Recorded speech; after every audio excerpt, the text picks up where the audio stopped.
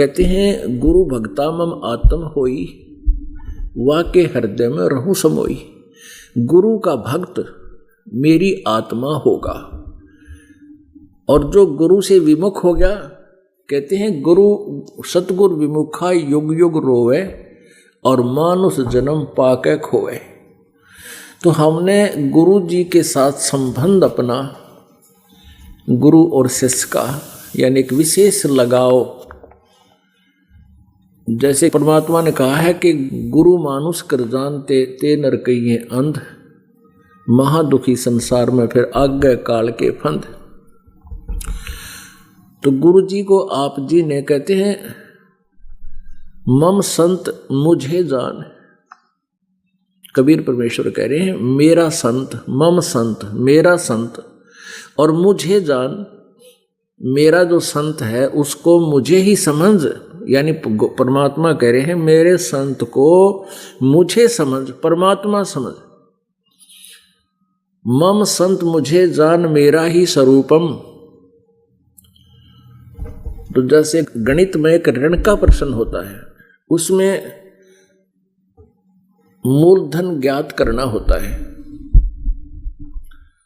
तो उसके लिए मानना पड़ता है, मान लीजिए मूलधन 100 रुपये, और ओरिजिनल मूलधन होता है करोड़ों और अरबों में।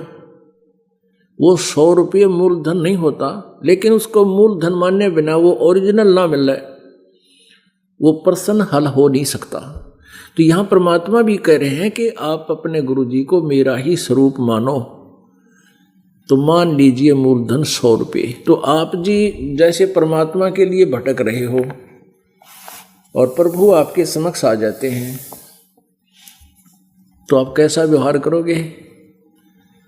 आप यहाँ ये दास बैठा इस आश्रम में, और आप यहाँ किस लिए आते हो? इस दास के दर्शनार्थ और ज्ञान सुनने के लिए, आशीर्वाद पाने के लिए, अपना कल्याण कराने के लिए। और यहाँ आकर के आपके अंदर ये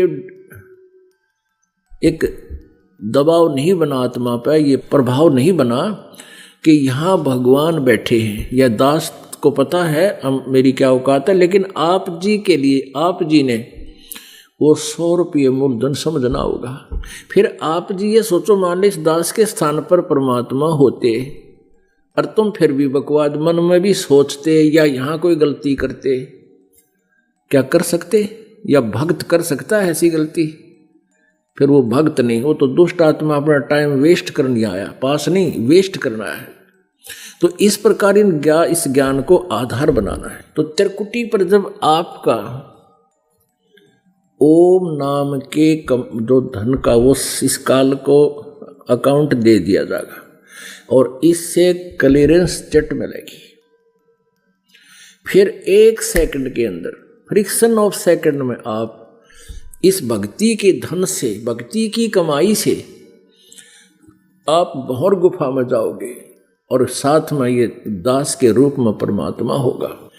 भौर गुफा में पहुंच गए, वहां से फिर सतलोक नजर आता है, लेकिन बीच में ऐसे बहुत जबरदस्त एक वाल है, दीवार है, जैसे पारदर्शक शीशा होता, शीशे का, वैसे समझो। जीव उसको पार नहीं कर सकता, उसमें भी एक ही सुराख है।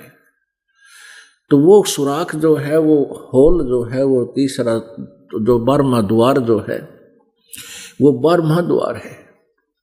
10वां द्वार इस एक ब्रह्मांड से निकल के और इस ब्रह्मांड के शून्य में खुल जाता है। बस ये तो कहते हैं कूप की छाया कूप के माही, कुएं की छां कुएं तक रहेगी, ऐसा आत्मज्ञाना। 11वां द्वार है काल के 21 ब्रह्मांड को पार करके और परब्रह्म के उस अक्षर पुरुष के 7 संग ब्रह्मांड वाले अक्षेत्र में प्रवेश करते हैं, वो 11वां द्वार है। और इस 7 संग ब्रह्मांड को पार करके जो भौर गुफा से हम आगे को चलते हैं, सतलोक में जो प्रवेश करेंगे, वो 12वां द्वार होगा। तो वो 12वां द्वार वहां जा करके कबीर परमेश्वर पूर्ण ब्रह्म इस दास के साथ में आपके पास होगा, और आपका वहां वो गेट खुल जाएगा, और उस जो दूसरा मंत्र है सतनाम में 2 अक्षर का ही हो, उस दूसरे मंत्र का जाप की कमाई वहाँ पर ब्रह्म के अकाउंट में उसको दे देंगे और वो देते ही फिर ऊपर का वो 12वां द्वार खुल जाएगा। फिर 12वें द्वार को पार करके हम सतलोक में प्रवेश कर जाएंगे। इस तरह हमारा यहाँ से मोक्ष होगा। अब यहाँ जब हम मृत्यु होगी, ये तो अंडरस्टूड है कि हमने मरना तो होगा ही होगा। तो हमारी फिर लास्ट में जो ये ज्ञान है आप जी के हृदय में समा होगा। फिर आप यहाँ की किसी भी वस्तु में मोह नहीं कर सकोगे, चाहते हुए भी नहीं कर सकोगे, क्योंकि एक तो भक्ति का प्रभाव इतना होगा है। और आप फिर बुढ़ापा आ जाएगा। बुढ़ापा वैसे तो कहर है जिसके पास नाम भक्ति नहीं है, ज्ञान नहीं है, सतत्व ज्ञान नहीं है, और वरदान है आपके लिए, क्योंकि आप बुढ़ापे में के बीतता है इसके साथ। बुढ़ापे में शारीरिक दुर्बलता और कई प्रकार के रोग, आँखें तो दिखे नहीं, दांत रह को नहीं, काना तो सुने नहीं, चला जाना उठा जा कभी भड़क, सारे शरीर में चीस लगी रहे। और फिर कौन परिवार के जन जो भक्तिहीन हैं, परमात्मा से डरते नहीं, क्योंकि उनमें वो क्रिया हो ही नहीं सकती दया वाली, तो उसके फिर कैसे कहते हैं परमात्मा। कबीर जी याद दिलाते हैं अब, लेकिन अब तो हम जवान हैं, कोई ना समझ माती का बुढ़े भी हो जाएंगे, लेकिन हमारी समझ में ना आने से बात बने को नहीं। जो मालिक ने आदेश दिया उसको सोचना पड़ेगा, उस पर गहराई से चिंतन करना पड़ेगा। क्या बताते हैं, बूढ़ा हो वह पड़े खाट में सुने बचन खारे, बूढ़ा हो वह पड़े खाट में सुने बचन खारे, कुत्ते तावण का भी सुख को न ये छाती फूकण हारे। आप जी को फिर ये वचन सुनने मिलेंगे बुढ़ापे में, जैसे बुढ़ा या बुढ़िया की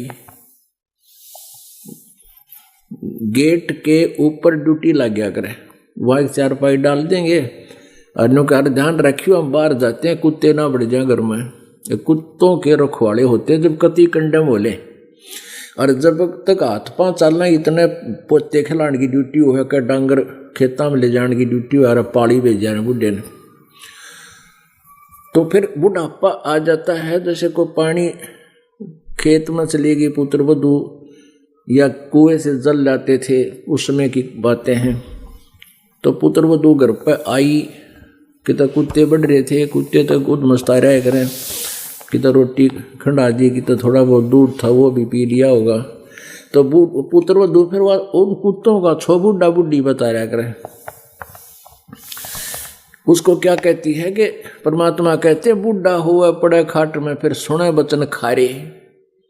ये कड़वे बोल सुनेगा के कहेगी वाह कि कुत्ते ताउन का भी सुख को ना तुम छाती फूकण आ रहे, तेरे कुत्ते तुम कुत्तों को भी नहीं हटा सकते, हमारी छाती फूक दी, मेरी आत्मा दुखाओ तुम।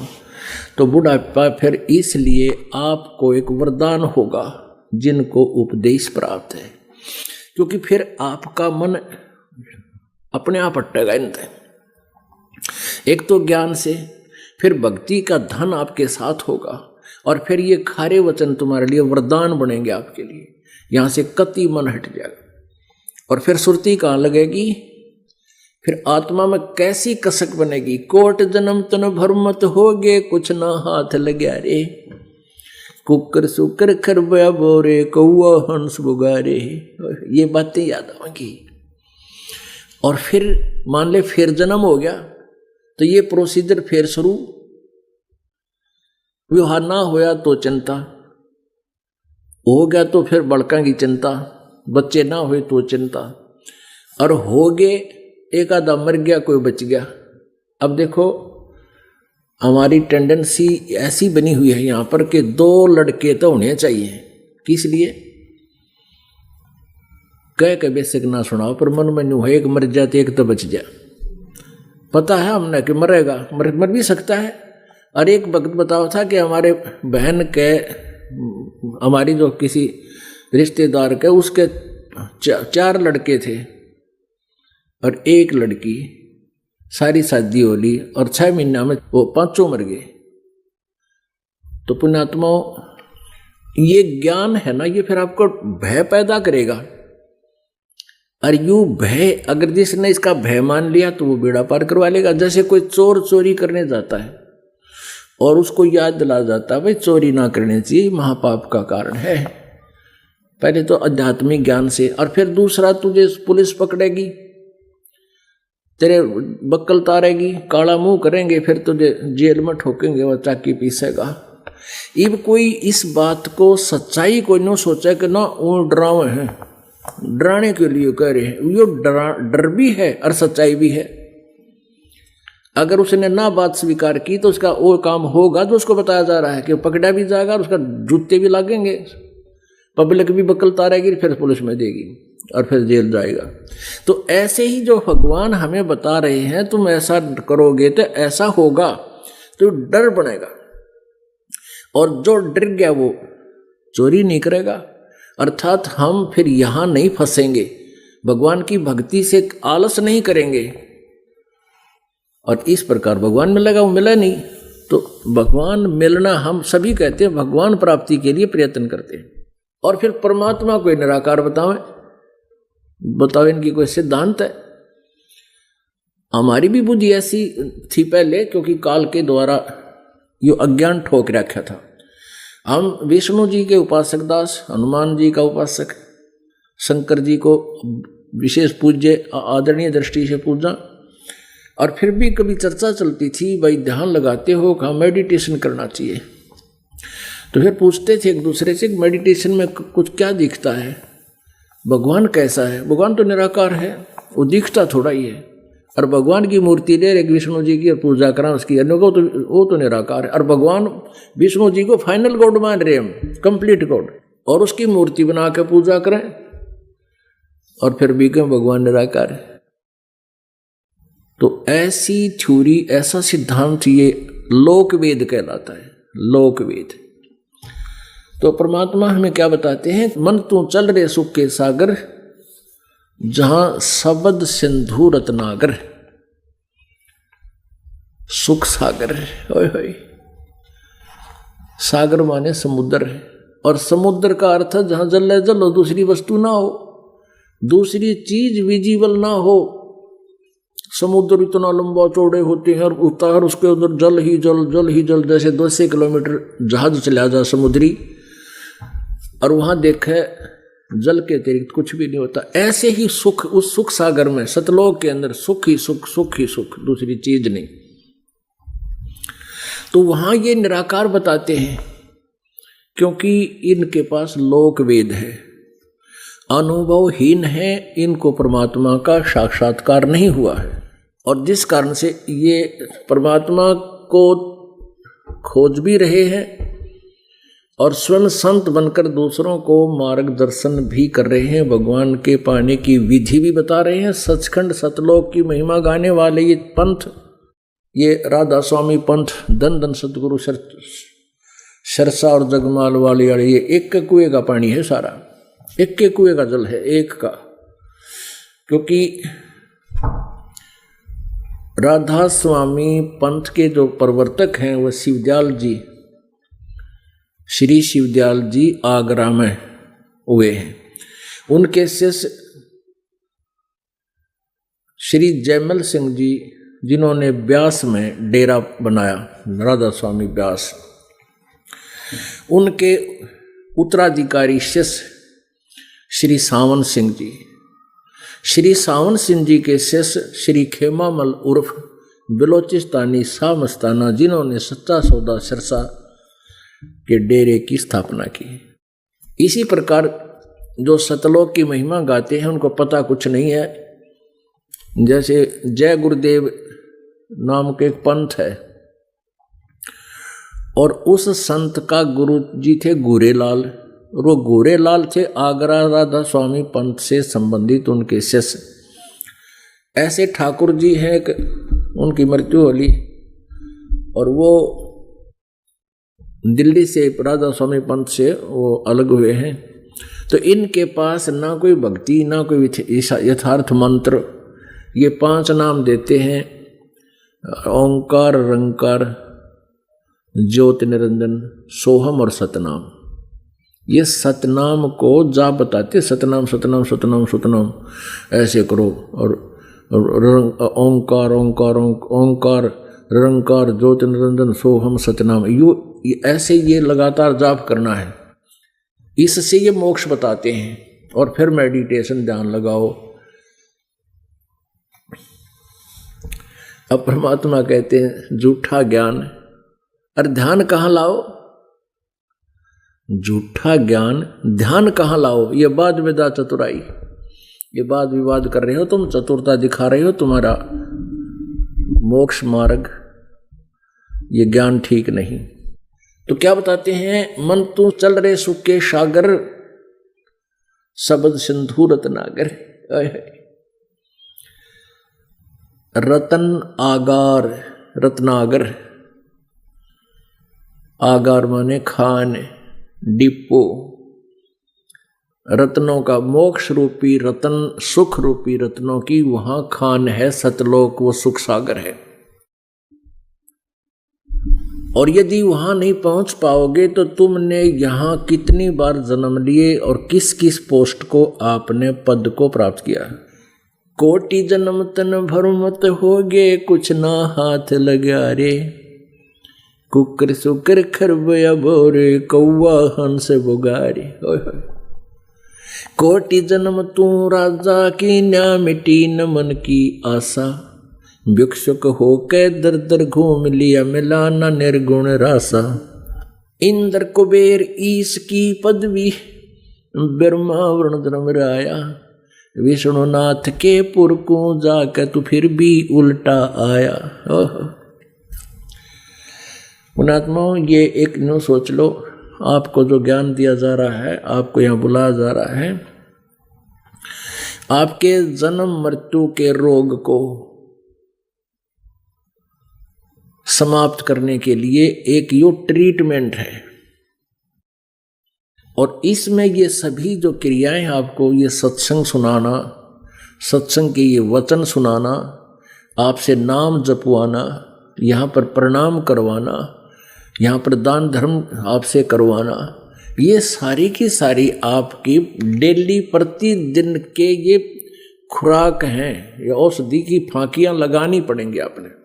एक रोग नाशक दवाई, गोलियाँ, टैबलेट होते हैं, कैप्सूल होते हैं, और वो वही होते हैं, डेली खाने होते हैं, 2-2, 3-3 बार, तब रोग कटे।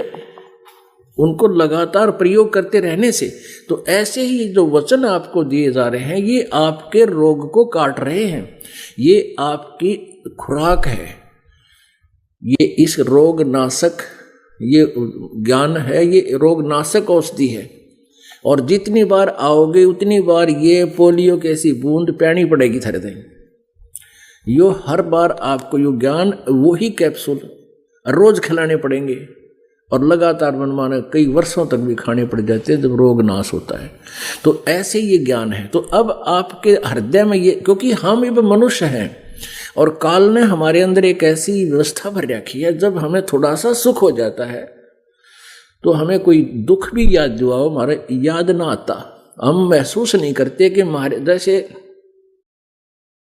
हम किसी की मृत्यु हो जाती है, उसके साथ शमशान घाट जाते हैं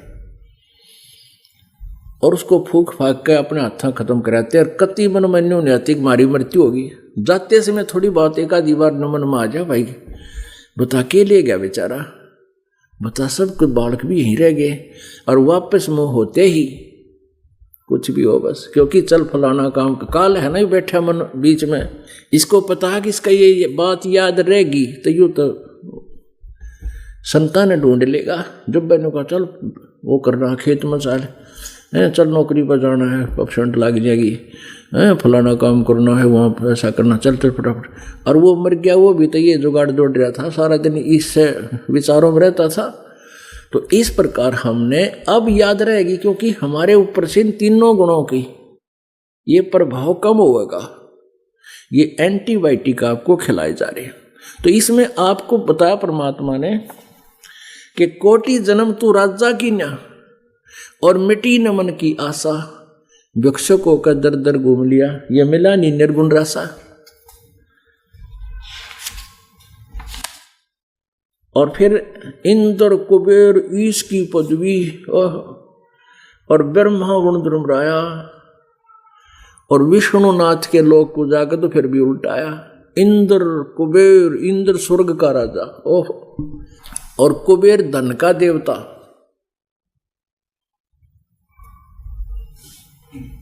ईश यानी प्रभु पद, स्वामी पद ने बहुत गुण, देवता बना, इंद्र बना, कुबेर बना, ब्रह्मा विष्णु शिव तक की उपाधि तूने प्राप्त हुई। पुण्यात्माओं, ये ब्रह्मा विष्णु महेश भी तीनों की मृत्यु होती है। इनकी मृत्यु का समय बहुत ही अधिक है, लेकिन फिर भी अंत है इनका। और मृत्यु के उपरांत फिर ये तो चले जाते हैं 84 लाख योनियों में। आगे से इनका संस्कार मनुष्य जन्म का शेष है तो मनुष्य बन जाएंगे, जनसाधारण। और थोड़ा बहुत पुण्य ज्यादा होगा तो राजा बन जाएंगे। उसके बाद फिर गिरते गिरते ये 84 लाख योनियों में चले जाते हैं, प्रेत बन जाते हैं। ये ब्रह्मा कुमारी पंथ जो चल रहा है, ये ऐसे ही ऐसी कोई पुण्यात्मा थी, पहले ब्रह्मा के पद पर रहे हैं, उनकी मृत्यु होगी, फिर वो प्रेत पितर बन जाते हैं। जो पितर है भूतों की एक सुपीरियर क्वालिटी है, प्रेतों की एक सुपीरियर क्वालिटी है, और इसमें इनके विचार भी अच्छे रहते हैं। और ये पितर जो होते हैं, ये विशेष किसी को दुख नहीं देते, ये उस व्यक्ति में समाये रहते हैं, परिवार के सदस्य में। लेकिन वो विशेषता, ये भूत जो होते हैं ये दुष्ट आत्मा होते हैं। ये उस प्रकार के प्राणी जो यहाँ भी दुखी करा करते दुनिया में पहले भी, और पड़ोसियों को, फिर वो मर जाते हैं, वो भूत बन जाते हैं। तो वो किसी में प्रवेश होकर के उन्हें तंगकरण की आदत होती है, बकवादों की।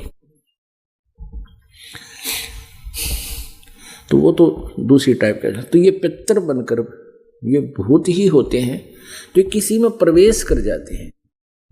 और कहीं कोई चर्चा इस प्रभु की कोई कर रहा होता है तो इनको एक विशेष प्रेरणा होती है।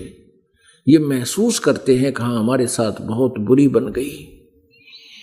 तो ऐसे ही ये जो श्री लेखराम जी थे, सराफ यानी सुनार थे ये बंबई में, और इनके घर पर सत्संग हुआ करता।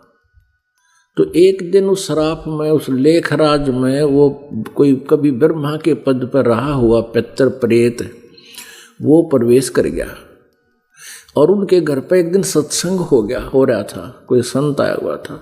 तो उसको ऐसी हुई लाल आंख होगी और बेहोश होकर पड़ गया। और फिर वो जब बोलने लगा, नो कहने लगा अहम ब्रह्मास्मि, अहम ब्रह्मास्मि। फिर कहते हैं कुछ दिन के बाद कहने लगा अहम शिवोहम शिवोहम शिवोहम। वो भूत बोला, जैसे कई भूत आ जाते हैं इन कई व्यक्तियों में, और नो कहेंगे मैं बहरो हूँ, बहरो, और बोतल पीऊँगा। कोई कह भूतनी बोल रहा किसी में, नो कह मैं माता हूँ, माता माता, नो कर दूंगी थरीट के ईट बजाए देंगे, वो हो से भूतनी और कह माता। तो वो जो ब्रह्मा कह रहा था अपने आप को, आम भूत ब्रह्मा नहीं कह सकता, माता के लेवल तो बहुत कुछ बोल देते। तो वो कभी ब्रह्मा के पद पर रही हुई वो आत्मा थी जो उस लेखराज सराफ में प्रवेश करी। और पितर योनि जो होती है, भूत योनि जो होती है, इसमें आयु बहुत होती है इनकी, बहुत ज़्यादा, हजारों वर्षों की आयु होती है। तो वो ब्रह्मा के पद पर रहा हुआ व्यक्ति, वहाँ उसका पाला सा जड़ गया, आम सा निचोड़ चूस के वो फेंक दिया काल ने। वो अच्छी कमाई थी वह खत्म करवा दी, ये भूत बना के घेर दिया। अब उसमें वो अहंकार जैसे कोई सरपंच के पद से हट गया हो, और फिर भी उन्हें सरपंच साहब कह देना, बड़ा चौड़ा हुआ करे, और बड़ा खुश हो गया, बोला हाँ भाई ठीक से। और फिर भी वो अपने आप को सरपंच के से और ज़्यादा खुश मानता था। कोई पूछता रहा कौन है, फलाना था भाई, फलाना सरपंच है, हाँ सरपंच है। आप भी कहेगा हाँ वो सरपंच, अब एक्स सरपंच होते हुए भी वो ऐसा बोलता है। तो ऐसे ही उस पद पर रहे हुए व्यक्ति में आज भी वो अहम है, अहम ब्रह्मास्मि। फिर कहते अहम शिव, शिवोहम, मैं शिव हूँ, तो वो ऐसे ही एक बात बिगड़ती है। तो ब्रह्मा विष्णु महेश की भी मृत्यु होती है। अब आपको दिखाते हैं, पहले तो ये कंसेप्ट क्लियर करना पड़ेगा, नहीं तो ये चंगरा देंगे भगता नगना झूठ बोला रामपाल ब्रह्मा विष्णु महेश तो अजर अमर है, ये बका रहे हैं बहुत दिनों तक लोक वेद सुना के झूठे संत। तो इसके लिए हमने लालटेन दिखानी पड़ेगी। एक अंधा था, रात के समय में कहीं रास्ते से जा रहा था, रात में जगती हुई लालटेन ले रखी थी।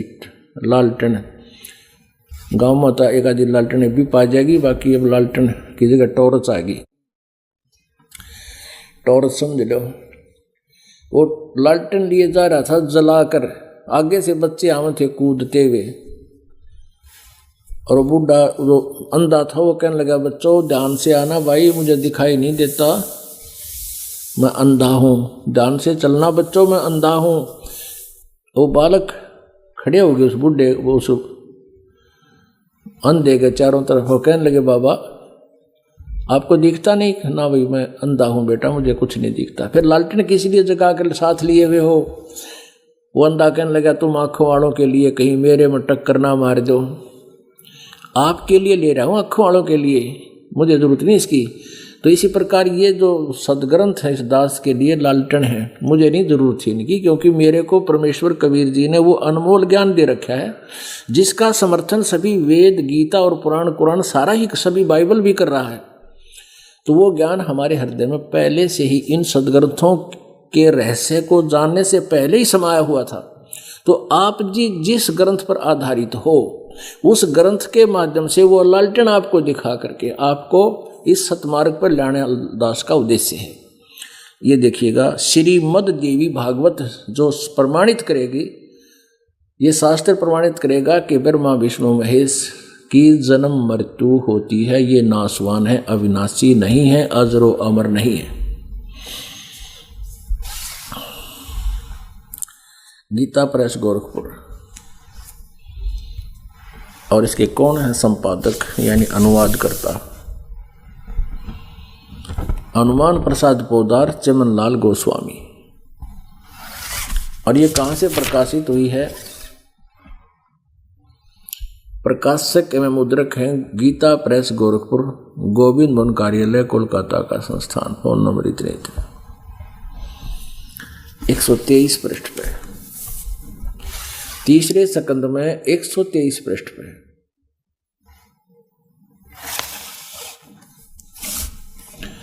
तीसरा स्कंद।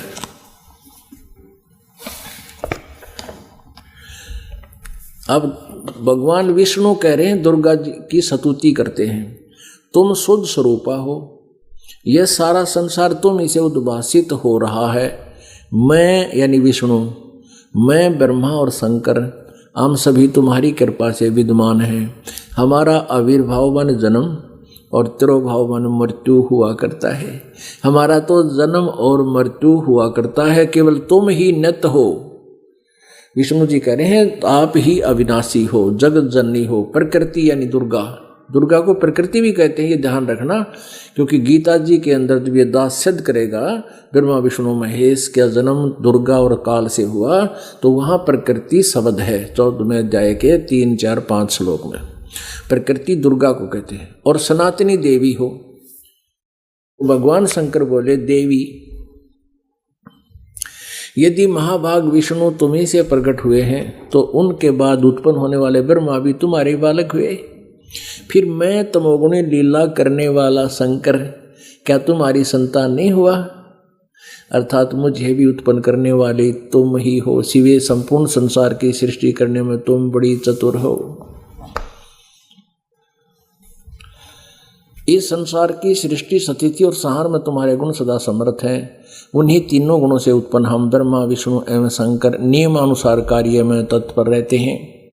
अपनात्मा, इससे 4 कंसेप्ट क्लियर हो गए। नंबर 1 तो ब्रह्मा विष्णु महेश नासवान है, इनकी जन्म मृत्यु होती है। और नंबर 2 दुर्गा इनकी माता है। नंबर 3 रजगुण ब्रह्मा है, सतगुण विष्णु, तमगुण शिव जी। और नंबर 4 हो गया कि ये केवल नियमित कार्य ही कर सकते हैं, जिसका जैसा कर्म है उतना ही फल उसको दे सकते हैं। ये कोई परिवर्तन आप में नहीं कर सकते, आपके भाग्य में, आपके प्रारब्ध में ये परिवर्तन नहीं कर सकते। जैसा इन लोक वेद में बना रखा था, जैसा कर्म करेगा वैसा फल देगा भगवान, तो ये यहीं तक के भगवान है। जैसा तुमने पाप है, पाप भी आपको खूब देंगे, सारे भुगतवाएंगे। ये तय लठ लेकर गेल रहेंगे थारे, बस इतना काम है। और जो आपके पुण्य है वो भी सारे दिवाएंगे, यानी उसमें आपके पुण्यों का फल भी दिलवाएंगे और पाप का भी देंगे। ये इतना ही कर सकते हैं। और पूर्ण परमात्मा क्या करता है, वो आपके पाप का नाश करके आपको सुखी सुख देता है, वो दुख नहीं देता। वो इसलिए सुख सागर कहलाता है। अब यहाँ प्रसंग चल रहा है, मन तू चल रहे सुख के सागर, जहाँ शब्द सिंधु रत्नागर। तो इंद्र कुबेर ईश की पदवी, ब्रह्मा विष्णु शिव ये ब्रह्मादि कमाते हैं, और इनकी पदवी को पाकर भी तू इंद्र कुबेर ईश की पदवी, ब्रह्मा वरुण धर्मराया और विष्णु नाथ के पुर को जाकर तू फिर भी वापस आया।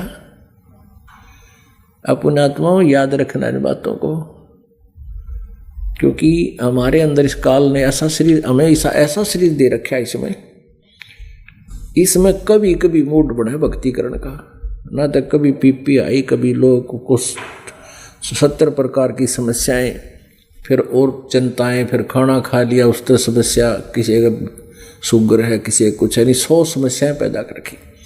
तो हम इन बातों पर सुन तो लेते हैं, महात्मा मान भी रही है, लेकिन हम दृढ़ नहीं हो पा रहे। इसके लिए आप जी को रह करिए सत्संग सुनने पड़ेंगे और भक्ति करते रहना पड़ेगा, क्योंकि ये ऐसी विधि आपको बता दी, थोड़े भजन से भी बेनिफिट गढ़ा मिल जाएगा आपको। और जो अन्य साधनाएं थी वो तो लोकवेद था, वो तो मनमाना आचरण था, उससे तो लाभ होना ही नहीं था। तो कुछ दिनों में फिर यह असर होगा। अब जैसे परमात्मा हमें बता रहे हैं कि कोटि जन्म तन भरमत हो गए, कुछ नहीं हाथ लगे रे। आपने अभी एक बहुत भयंकर दुखदायी घटना घटी जापान में, और वहाँ बहुत फॉरवर्ड लोग मानने थे अपने आप को, बड़े टेक्नीशियन, पर कुदरत को भी पहले से जान लेते थे ऐसा घटना घटेगी, उनको पता भी लग गया था, और फिर भी ऐसे सेकंड्स के अंदर उनका विनाश कर दिया और कई हजार व्यक्ति मारे गए, और वो कोठी और बंगले तैस नैस खत्म हो गए, ढूंढा नहीं पाया, क्षेत्र वसने योग्य नहीं रहा। एक बार पोलैंड देश का पूरा कैबिनेट, जिसमें मंत्री, प्रधानमंत्री, उसमें 95-96 एक ही विमान में जा रहे थे पूरे के पूरे, और दुर्घटनाग्रस्त हो गया, सारे मर गए। अब वो तो एक सुप्रीम पावर पोस्ट थी, और उनके क्योंकि उमंग इरादे थे, एक सेकंड में ढूंढे नहीं पाए। तो परमात्मा याद दिलाते हैं, ये धोखा कर रखा आपके साथ, आपके मानुष जीवन को बर्बाद करवाना ही इस काल का मुख्य उद्देश्य है। आपके ही पुण्य से आप उच्च पोस्ट प्राप्त करते हो, आपके ही पूर्व जन्म के शुभ संस्कारों से आप सेठ बनते हो, धनी बनते हो, मनुष्य शरीर प्राप्त करते हो, और वही आपका बर्बाद करवा के भक्ति, यथार्थ भक्ति से दूर रखकर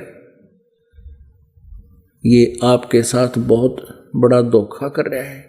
तो परमेश्वर ने आके हमें ये बताया, अब दिखाएंगे आपको। अपने आत्माओं, जितनी बार भी आपको सत्संग सुनाया जाता है, कोई प्रमाण दिए जाते हैं, ये व्यर्थ नहीं है, ये कोई रूटीन नहीं है, ये आपके बहुत हित में होते हैं। अभी आपको उदाहरण दिया कि रोग कटवाने के लिए वही टेबलेट दोनों तीनों टाइम जो भी बता रखा है डॉक्टर ने, उनका खाना आवश्यक है, और वही होती है वह सेम टू सेम। और खाने वाला रुचि से खाता है, क्योंकि उसको उसने रोग कटवाना है, पता ही भयंकर रोग ना, एक दिन डोज ना ली तक काम बढ़ जाएगा। तो इस प्रकार दास का उद्देश्य आपको ये डोज प्रति बार दूं। अब टेबलेट तो आपको दे रखे हैं, कैप्सूल दे रखे हैं नाम सुमन करने के, लेकिन यहाँ आकर ये ग्लूकोज और चढ़ाना पड़ा है, ये हॉस्पिटल में चढ़ा कर, तो ये और दवाई मिला कर, तो ये प्रोसीजर है आपके यहाँ से जन्म मृत्यु के रोग को काटने का। अब आपको दिखाते हैं कोट जन्म तन बरमत हो गए, कुछ नहीं हाथ लगा रे, और कुकर सुकर खरबा बोरे कौआ हंस बुगारे। पुणात्माओं, जैसे पीछे आंध्र प्रदेश का एक मुख्यमंत्री हेलीकॉप्टर से जा रहा था और उसी का हेलीकॉप्टर दुर्घटनाग्रस्त हो गया, तीसरा जन तो उसकी लाश पाई थी, वो पड़ा किट से। तो परमात्मा हमें याद दिलाते हैं पहले ही, और ये घटना घटे और अर्जन हमारे अंदर इसने अला देना चाहिए हमारी आत्मा को। और यही सतिथि हमारी है। एक मुख्यमंत्री की कितनी आशाएं उमंग होंगी, भविष्य की क्या सोच रखा होगा, हर एक सेकंड में। परमात्मा कहते हैं कबीर कहाँ गर्भियो काल गह करकेश, यो काल गह करकेश यानी हाथों से तेरे बाल पकड़ेगा जब तुझे यहां से घसीट के ले जाएगा, और ना जाने का मारेगा भाई के घर के परदेश। कबीर कहाँ गर्भियो यो काल गह करकेश, और ना जाने का मारसी के घर के परदेश। घर में हो चाहे परदेश में, वहीं खत्म कर देगा जब तेरा आपका श्वास खत्म हो जाएंगे। और फिर बताते हैं कोट जन्म तन ब्रह्म तो आगे कुछ नहीं हाथ लगे। अरे वो क्या ले गए वो प्रधानमंत्री, और क्या ले गए वो मुख्यमंत्री? कोई शुभ अशुभ किया हुआ उनके साथ जाता है, और शुभ का उनको पता नहीं क्योंकि शास्त्र प्रमाणित ज्ञान उनके पास नहीं। अशुभ यहाँ बिना किए ही बन जाते हैं, ये ऐसा स्थान है। इस काल का पूरा सारी व्यवस्था ऐसी है, अच्छे काम तो करने से बनेंगे, उसकी विधि विधान होता है, उसमें बहुत प्रयत्न होता है। जैसे एक जमीन है किसान की, और उसमें यदि कोई बीज ना बोए ना संवारे तो घास तो अड़ंगा उसमें आप पे उग जाएगा, बिना किसी केयर के। उसमें बस आप पे वर्षा हुई और नो भर जाएगा पूरा खेत, और उसमें बढ़िया क्रॉप, अच्छी क्रॉप, अच्छी फसल गेहूं की बनाने के लिए, गेहूं बीज कर उससे प्राप्त करने के लिए खाड़े करने पड़ते हैं किसान ने। पहले 3-4 बार तो उस खेत ने संवारे जमीन को, और फिर बढ़िया बीज बोए, उसमें पैसे लागे, खेत संवारे उसमें पैसे लागे, फिर उसमें खाद डाले, फिर उसमें दवाई डाले, फिर उसके अंदर जो है ना सिंचाई करे, कितना मेहनत हो और कितने पैसे लगे, जब जाकर 2 दाने मिलते हैं और वो अड़ंगा आपा हो गया। ऐसे ही आप जी भक्ति ना करो तो आपके अंदर पाप तो आप पर जमा हो जाएंगे, इस प्रकार विनय करे होंगे। क्योंकि पृथ्वी ऊपर पग जो धारे, करोड़ जीव एक दिन में मारे। सत्य ब्राह्मण की है हत्या, जो चौका तुम देवो नित्या। ब्राह्मण संस हत्या जो होई, जल स्नान करत हो सोई। पहले जोड़ा मनाया करते तालाबों में, और तीर्थों में भी वो तालाब हुआ करें जहाँ पर जीव जंतु बहुत होते हैं छोटे छोटे उस जल में। यदि आपके पास ये सत्य मंत्र नहीं है जो पाप नाशक है, और आप अन्य पूजाएं भी करते हो, कोई धर्म पुण्य भी करते हो, तो आपके पाप अलग लिखे जाते हैं, पुण्य न्यारे। तो शास्त्र विधि को त्याग कर जो मनमाना आचरण साधनाएं तुम करते हो, उनका कोई यूज है ही नहीं। गीता जी अध्याय नंबर 16 के श्लोक नंबर 23 में स्पष्ट किया है। और ये सत साधना आपके पास है नहीं, तो आप डेली जो सैर सपट्टा भी करते हो, किसी कामवश आते जाते हो, आपके पैरों के नीचे जितने जीव जंतु मरते हैं उनको बैड अकाउंट में लिखा जाता है। उधर से फिर आप कुछ पुण्य करते हो, जैसे खाना खा रहे हो, खाना खाते समय भी आपकी रोटी का कोई कण नीचे गिर गया और उसने चींटी खा रही है, उससे भी आपको पुण्य मिल रहा है। और आप जैसे कोई कुत्तों को रोटी डाल देते हो, चिड़ियाओं को ऊपर पक्षियों को दाना डाल देते हो, या कोई धर्म पुण्य मनमुखी कर देते हो। अब हम एक तरफ तो कहते हैं कि इसका कोई यूज नहीं, और एक तरफ ये कहा जाता है कि जैसा कर्म करेगा वैसा फल मिलेगा। ये बिल्कुल ठीक है। जैसे आपने कुत्ते देखे होंगे, कार में बैठकर चलते हैं, मनुष्य तो उनका ड्राइवर होता है और वो मालिक की सीट पर बैठते हैं वो कुत्ते। तो उन्होंने जो पुण्य किया वो उनका लिख दिया अलग से, और पाप किया वो भी लिख दिया। पाप के आधार से तो कुत्ता बन गया, और जो पुण्य थे वो उसके पुण्य के आधार से वो ऐसी जगह फिट कर दिया इस काल भगवान ने कि वो इसी धनी के घर चला गया कि उसके लिए अलग से कमरा रूम बना रखा है जिसमें कूलर ला रखे हैं, और वेटरनरी सर्जन उसकी विशेष जांच करता है और बढ़िया आहार खिलाया जाता है, और ड्राइवर उसका मनुष्य होता है और वो मालिक की सीट पर बैठ कर और ऐसे देखता चलता है बाहर की तरफ सैर सपट्टे करता हुआ। अब ये कारण क्या था कि उसने, उस भोली आत्मा ने पुण्य करे, मनमुखी किए, धर्म कर दिया, कि तो भंडारा कर दिया, कि तो पक्षियां दाने डाल दिए, कि तो गौशाला खुलवा दी, और लेकिन उसके पाप भी साथ लिखे गए। तो वो अगर वो साधना करता, पुण्य करता, ढंग से करता, पूर्ण संत से नाम लेकर करता तो मनुष्य जीवन मिलता, पार नहीं होता तो मनुष्य जीवन मिलता। और मनुष्य जीवन में वो सुविधा मिलती जो उसको कुत्ते रूप में मिली, और मनुष्य जीवन में कभी ना कभी कोई संत भी मिल जाता, कुत्ते रूप में क्या मिल जाएगा उसने। तो जितने उसने पुण्य किए थे उस कुत्ते वाली योनि में उसके वो जाड़ दिए, पूरे कर दिए, खत्म कर दिए, और फिर बनेगा सुअर। ईब के सुविधा मिलेगी उसने। तो परमात्मा कहते हैं कुकर सुकर, सुकर माने सुअर, कुकर माने कुत्ता, खर माने गधा। अपना आत्मा ये हृदय में आपका कसक होनी चाहिए, इसका डर बनना चाहिए।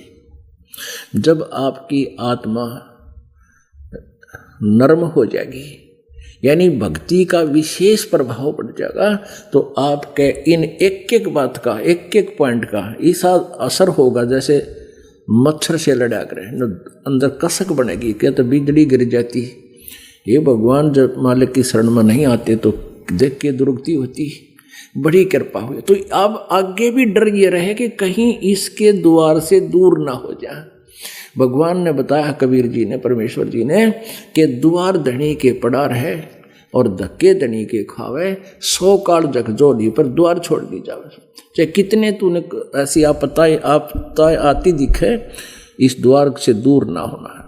तो परमात्मा की शरण में आने से भी आपके ऊपर आपदाएं हैं, कोई दिक्कत आ रही है, तो उसके 2 कारण हैं। या तो आपका नियम ठीक नहीं चल रहा, आपका कोई नाम खंड है, तब काल का दाव लग जाता है। कबीर साहब कहते हैं, अनंत कोट बाजी जहां और रचे सकल ब्रह्मांड, और कह कबीर मैं क्या करूं, यू काल करे जीव खंड। यू काल मेरे प्यारी आत्मा तो मेरी शरण में आ गया, उसको खंड कर देता है, उसका नाम तोड़वा लेता है। फिर जैसे आपको पावर का कनेक्शन मिल गया, बिजली का कनेक्शन कट गया तो सब काम बंद हो जाएंगे, ठप हो गए। तो ऐसे ही परमात्मा कहते हैं, मैं क्या करूं, वो काल इसका कनेक्शन कटवा देता है, फिर मेरी पावर उस पर काम नहीं करती। तो इसके लिए कहते हैं, फिर दूसरा कारण ये होता है कि उसके बहुत भयंकर पाप हैं, सूली की सजा, सूल में मृत्यु आनी और टांग टूट कर बच गया, पता के बिगड़या, कुछ भी नहीं। तो इस प्रकार सतगुरु की शरण में आने से आई टले बला, और जय मस्तक में सूली होगा काटे में टल जा। तो प्रसंग चल रहा है कि कोटि जन्म तुन ब्रह्मत हो गई और कुछ नहीं हाथ लगा रे, कुकर सुकर खरबाबो रे, कौआ हंस पुगारे। कोटि जन्म तू राजा की, ना मिटी ना मन की आशा, भिक्षुक होकर दर दर घूम लिया, मिला ना निर्गुण रासा। ये मार्ग जो एक विशेष मार्ग है, ये तुझे ना मिलने से कैसी कैसी कठिन साधनाएं की तूने, घर त्याग दिया, जंगल में चला गया, वन में, और वहां से आकर नगरी से एक बार आहार मांग ले गया, सूखी रोटियां शाम ने खा ली। और बाकी की क्या करते थे साधु संत, कपड़े में बांध कर वृक्ष का टांग देते थे, को कौवे का भी ना खा जाए तुम जान लगाओगे, तो उनको ऐसे से टांग देते थे, कौवे ना तो टहनी पर बैठ कर पकड़ सके ना, और फिर वो सूख जाती थी। तो सुबह अगले दिन उनको पानी में भिगोकर खा लेते थे, उस दिन भी रोटी मांगने नहीं जाते थे। यानी वो सोचते थे हमारा समय वेस्ट होगा। कहते ऐसी कठिन साधना करके क्या किया, तब कोटि जन्म तू राजा की न्या, तप से राज मदमानम, जन्म तीसरे शुक्र श्वानम, तपेश्वरी सो राजेश्वरी, राजेश्वरी सो नरकेश्वरी, यह दुर्गति होगी। अब परमात्मा कहते हैं ना, तंदर सुखिया कोई ना देखा, जो देखा सो दुखिया हो। और उदयस्त की बात कर्म न सबका करा विवेक का हो। जंगम दुखिया जोगी दुखिया, तपस्वी को दुख दूना हो। तपस्वी को दुख दूना कैसे होगा कि पहले तो तपस्या कर कर समय अपने शरीर ने दुख दे, और फिर तप से राजा बन जाता है। राजा बनकर सपने में विश्व कोई ना, वैसे गुटी ला गांडी पाक जा सामनो ना, सारा दिन बिरान मैटी, सिर्फ उसको माया मिलती है। वो माया को देकर अंधा बना रहता है, और सैकड़ों प्रकार की चिंताएं एक राजा को बनी रहती हैं। तब से राज में अभिमान जीव का शत्रु, अगले जन्म में फिर नरक में वास। तो ऐसे एक ही प्रमाण काफी है जीव को समझने के लिए, और ये विधान है प्रभु का। अब